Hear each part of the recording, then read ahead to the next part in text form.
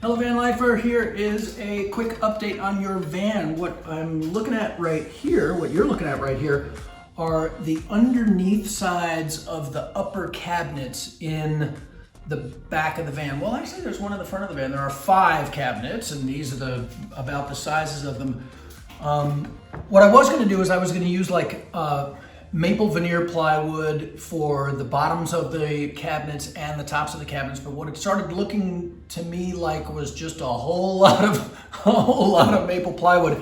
As you may recall, the ceiling is done with these really beautiful long pieces of pine beadboard, which is this stuff. This is how it looks when it comes from the lumber yard. It's primed 5/8 by 4-inch beadboard. And it fits together in a tongue and groove system, which makes it really strong and really beautiful. And then if you look here, what you see is this is 1 coat of high gloss enamel paint. Now this is gonna get at least 2 coats and probably 3 coats of paint. But let me show you what we're gonna do. Grab a piece from down here. I'll be right back. I'm just looking for it. Okay, so what we're gonna see underneath the van, and I'll give you a picture of that. Let me see if I can pick this up just to show you.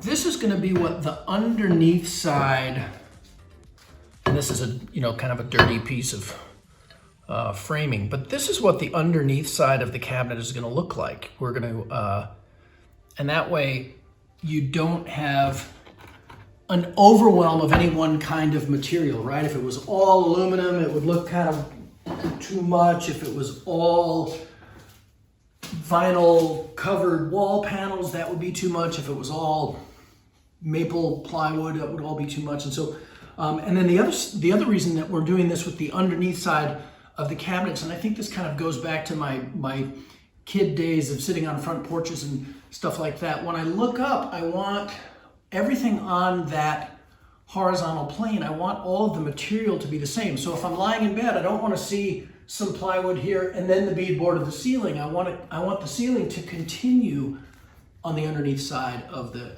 cabinets. And so that's where we're at with this particular system. These are not particularly hard to build. These are just glued and clamped together and then cut to size. And then the system that we use to put them in place, I'll show you that as well. What this is this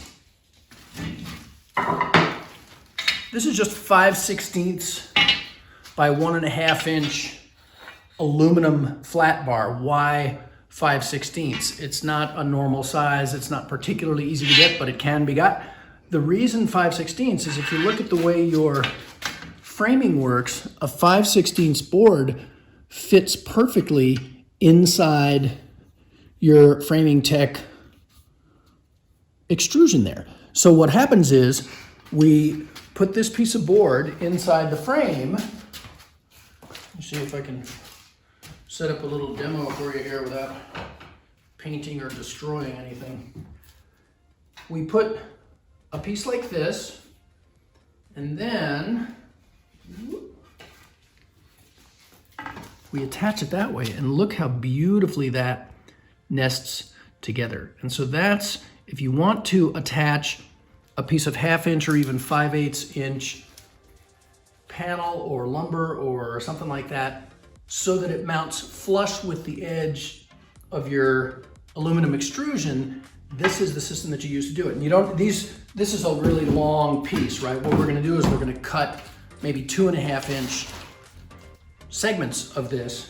We'll fit them in here, then we'll drill a hole and we will drill through the backside of the wood so that, again, it's attached with no visible screws or nails or straps or any of that stuff. I love this beadboard and I want it without interruption the whole way. So that's the haps. That's kind of where we're at for the day. I'm gonna try to make a video like this most days so that you can stay up to date on how we're doing building your van. We're getting very close, and every day there's like really noticeable, awesome, wonderful changes. So Thank you for letting me build your van. I am Will Pemble. I'll see you soon.